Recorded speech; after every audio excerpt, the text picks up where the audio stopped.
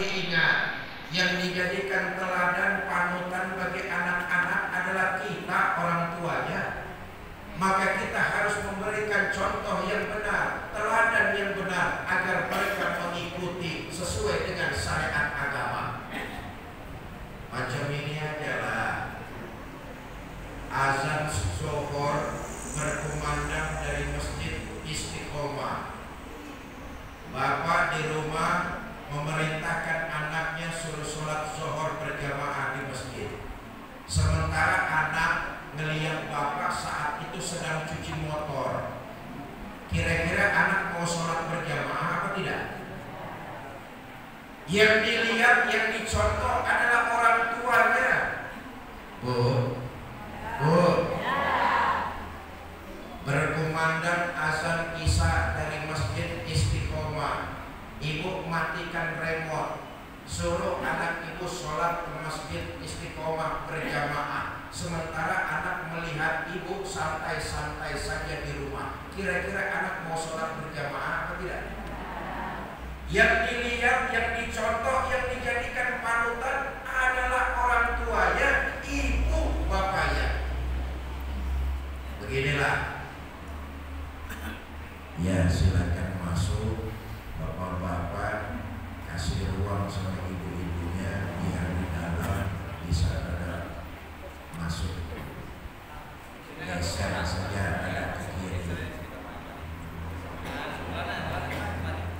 Bapak-bapaknya ada ke kiri, sebelah sana masih kosong.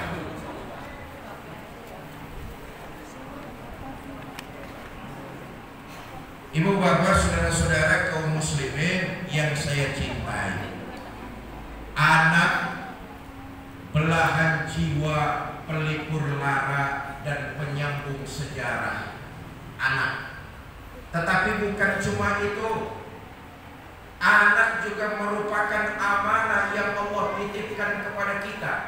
Menyia-nyiakan amanah adalah khianat, dan khianat merupakan salah satu dosa besar di sisi Allah Subhanahu wa ta'ala. Anak bisa membawa kita masuk ke dalam surga, bisa pula menyeret kita masuk ke dalam neraka. Na'udzubillah. Tergantung kita, kedua orang tuanya, memberikan contoh teladan yang baik atau tidak. Diceritakan dahulu ada orang tua, seorang bapak yang soleh, ke masjid rajin, sholat berjamaah tak ketinggalan, dengan pengajian hadir terus, bergaul dengan ulama, puasa rajin, tadarus Quran rajin, sedekah rajin. Di akhirat ditimbang, ternyata lebih banyak pahalanya daripada dosanya.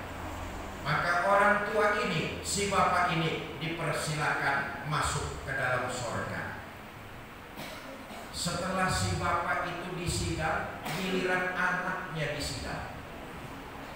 Rupa-rupanya anak ini hidup di alam dunia jadi biang preman. Apa bahasa lengkapnya itu kalau biang preman apa? Hah? PPD, KPD, kepala preman daerah. Hidup di dunia jadi biang onar, biang kerusuhan, bajingan, tengik. Sholat gak mau, puasa gak dijalankan, ngaji pun tak suka. Tiap hari senangnya mengoleksi dosa, mabok doyan, judi hobi, zina dimanapun punya langganan. Ditimbang ternyata lebih banyak dosanya ketimbang ibadahnya, maka anak ini dipersilakan masuk ke dalam neraka. Anak ini protes, ya Allah, betul waktu hidup di alam dunia saya mengumpulkan berbagai macam dosa. Ya Allah, betul, waktu hidup di alam dunia saya tidak pernah mengerjakan sholat, saya tidak pernah mengerjakan puasa, saya tidak pernah mengaji. Betul, waktu hidup di dunia saya suka judi, suka mabok, suka zina. Tetapi ketahuilah ya Allah, yang menyebabkan saya begitu karena bapak saya. Bapak saya enak-enakan hadir sholat berjamaah di masjid, saya mabok didiamkan saja. Orang tua saya, bapak saya enak-enakan ngaji, membaca Al-Quranul Karim, saya main judi didiamkan saja. Orang tua saya enak-enakan bergaul dengan para ulama, mengkaji berbagai macam ilmu agama, saya berbuat zina didiamkan saja. Saya bukan tidak mau sholat, saya bukan tidak mau puasa, saya bukan tidak mau ngaji, tapi bapak saya tidak mengajarkan itu kepada saya. Kalau ternyata saya divonis masuk ke dalam neraka, saya terima ya Allah. Tapi demi keadilan-Mu, seret juga orang tua saya, seret juga bapak saya yang menyebabkan saya dimasukkan ke dalam neraka. Kata malaikat, bapak kau yang mana nak? Yang barusan mau masuk ke dalam surga. Bapak ini lagi berjalan mau masuk ke dalam surga, dipanggil. Pak, sebentar. Ini benar anak bapak? Betul. Waktu di dunia bapak nggak ajarkan dia agama? Enggak. Jadi bapak sholat enak-enakan, anak ini judi bapak diamkan? Iya. Bapak ngaji, hadir di pengajian, anak ini mabuk, bapak diamkan? Betul. Ketahuilah Pak, anak merupakan khianat. Menyia-nyiakan anak sama dengan khianat, dan khianat merupakan salah satu dosa besar kepada Allah Subhanahu wa Ta'ala. Maka bapak bersama anak bapak satu rombongan masuk neraka. Na'udzubillah min. Karena itu Bapak Ibu saudara-saudara kaum muslimin yang saya cintai, kita tentu sangat ingin punya anak yang soleh dan solehah, bukan cuma pintar tetapi sekaligus benar. Maka teladan dan panutan dari kita orang-orang tuanya, itulah yang mereka contoh, itulah yang mereka lihat. Insya Allah kalau bapaknya hadir rajin ke masjid, ibunya hadir di majelis-majelis taklim, anak akan melihat, anak akan mencontoh, dan insya Allah anak tersebut akan menjadi anak yang soleh dan soleha. Amin ya Rabbal alamin. Ibu bapak, saudara-saudara kaum muslimin yang saya cintai, karena itu dalam kajian subuh di Masjid Istiqomah, saya ingin mengajak di bulan yang penuh berkah ini. Pertama, Ramadan jadikan sebagai momentum untuk mengeratkan kembali rumah tangga kita masing-masing. Sentuh anak-anak kita dengan nilai-nilai ajaran agama yang tentu dicontohkan dari ibu dan bapaknya. Sebab bagaimana langkah 30 tahun yang akan datang, bagaimana Sumatera 30 tahun yang akan datang, bagaimana Indonesia 30 tahun yang akan datang, bahkan bagaimana Indonesia, Islam di Indonesia 30 tahun yang akan datang, anak-anak kita lah jawabannya.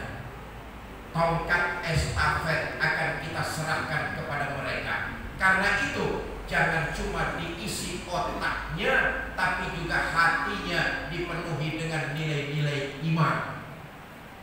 Di awal saya katakan berapa banyak sekarang ini orang-orang yang pintar, tapi sayang 1000 sayang, hatinya kosong, jiwanya kerontang, batinnya dangkal dari nilai-nilai ajaran agama Islam.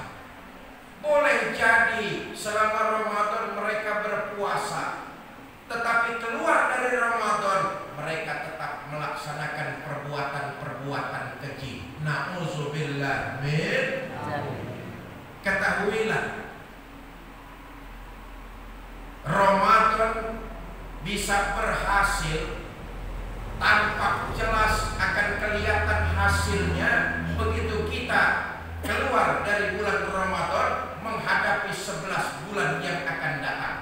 Kalau jiwa kita penuh dengan nilai-nilai ajaran agama, insya Allah keluar kita dari Ramadan, kita tetap bisa mengendalikan hawa nafsu kita.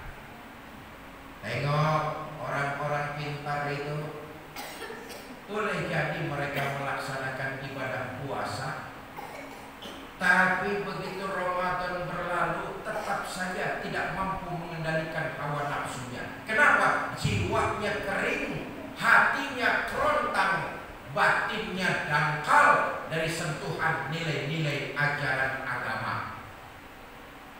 Bapak Ibu, saudara-saudara kaum muslimin yang saya muliakan. Nah, berhasil atau tidaknya kita digembleng oleh Ramadan akan tampak nanti di bulan Syawal dan bulan-bulan berikutnya.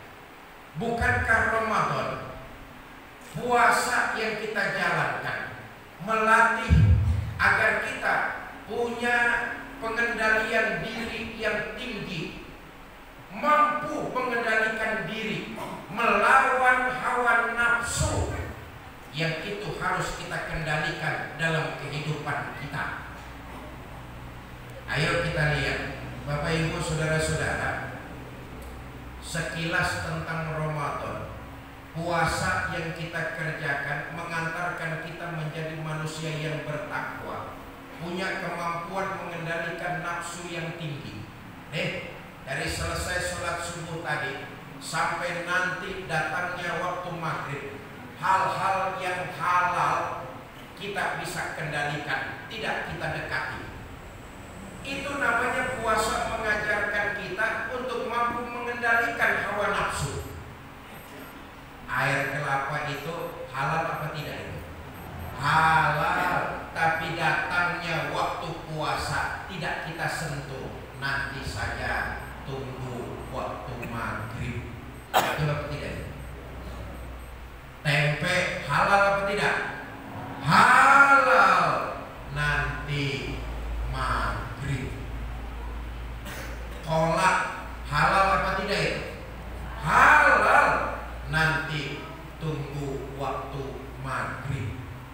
Betul apa tidak? Air teh halal apa tidak itu? Halal, nanti habis maghrib. Istri sendiri halal apa tidak? Nanti habis, ya habis